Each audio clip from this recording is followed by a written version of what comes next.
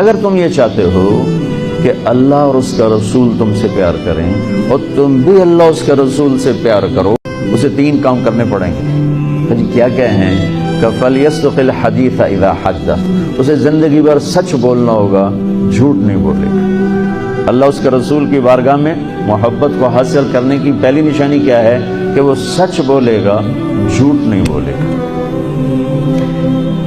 دوسری کیا ہے؟ فَلْيُؤَدِّ الْأَمَانَةَ إِذَا تُؤْمِنَ، کبھی کسی کو دھوکہ نہیں دے گا، کبھی کسی کو دھوکہ نہیں دے گا، دیانتداری سے کام کرے گا۔